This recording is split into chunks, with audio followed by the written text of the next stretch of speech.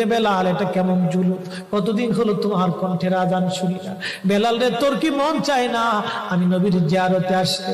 বেলাল আয়, আমি নবীর জিয়ারতে আয় রে বেলাল আয়, কতদিন হলো তোমার কণ্ঠের আজান শুনি না। স্বপ্ন যখন নবীজি দেখাইছে, এ মুসলমান, হযরত বেলাল সুদূর সিরিয়ার দামেস্ক থেকে পাগলের মতো দৌড়াইলেন, পাগলের মতো ছুটে আসলেন। যখন মদিনাতে আসলেন তখন তাহাজ্জুদের সময় চলতেছিল।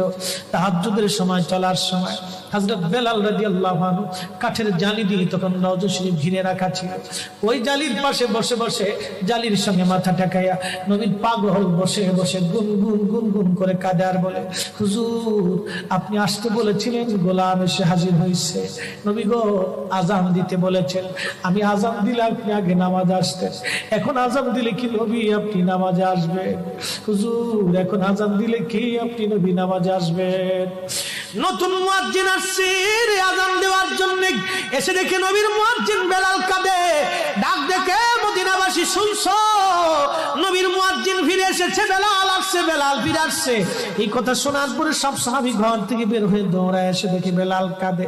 সাহাবীরা বলে, বেলাল আজান দাও, কতদিন হলো তোমার কণ্ঠের আজান শুনি না। বেলাল আজান দাও, কতদিন হলো আজান শুনি না রে বেলাল। বেলাল বলে, সাহাবীরা রে, আমি আজান দিলে কি নবী নামাজ আসবে বলো? সালমান ফারসি রাদিয়াল্লাহু আনহু ডাক দেখে, সাহাবীরা আমাদের কথায় বেলাল আজান দিবে না, তোমরা যাও দেখো হাসান আর হুসাইন দুইজন ঘরের মধ্যে আছেন। ইমাম হাসান হুসাইন রাদিয়াল্লাহু আনহুমা যদি বলে তাহলে বেলাল অবশ্যই আজান দিবে। সালমান ফারসির পরামর্শে সাহাবীরা দৌড়ায় গেলেন। বর্তমান 7 নম্বর গেট বাবুস সালাম বরাবর একটা মসজিদ আছে, মসজিদে আলী। এটাই ছিল হযরত ফাতেমা রাদিয়াল্লাহু আনহার বাড়ি। এই বাড়িতে দৌড়াই যাওয়ার পরে ইমাম হাসান হুসাইন রাদিয়াল্লাহু আনহুমা দুইজনকে নিয়ে আসা হলো। দুইজনকে নিয়ে আসার পরে হযরত ইমাম হাসানকে দেখতে আমার নবীর মতো দেখা যাইতো, চেহারাটা রাসূল করিমের চেহারার মতো ছিল। নাতি দৌহিত্র নানার চেহারা পেয়েছিলেন, ইমাম হুসাইন ও নানার সুরত পেয়েছিলেন। দুই ভাই নানার সুরত পেয়েছিলেন। হযরত বেলাল রওজা শরীফ থেকে উঠে হযরতে হাসানের বুকের মধ্যে মাথা ঠেকায় কাঁদতেছে, ইমাম হুসাইনের বুকের মধ্যে মাথা ঠেকায় কাঁদে। হযরত ইমাম হাসান ডাক দেখে, নানার মুয়াজ্জিন, কতদিন হলো তোমার কণ্ঠে আজান শুনি না।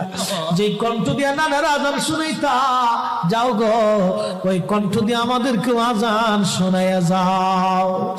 যখন হযরত বেলাল ইমাম হাসান এই কথা বললেন, হযরত বেলাল দৌড়াই গেলেন।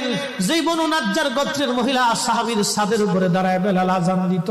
আবু দাউদের 519 নম্বর হাদিসের মধ্যে আসছে, প্রত্যেক ফজরের নামাজের শুভেচ্ছা আদিকের আগে বেলাল দাঁড়াইতেন। দাঁড়ায় আজানের আগে বলতেন, আল্লাহুম্মা ইন্নী আহমাদুকা ওয়া নাস্তাঈনুকা আলা কুরাইশিন ইউকিমুদ্দীনাক। প্রত্যেক ফজরের আজানের আগে এই দোয়াটা পড়ে বেলাল আজান শুরু করতেন। হযরত বেলাল রাদিয়াল্লাহু আনহু আজকে তাহাজ্জুদের আজান দিতে গেছে। আজান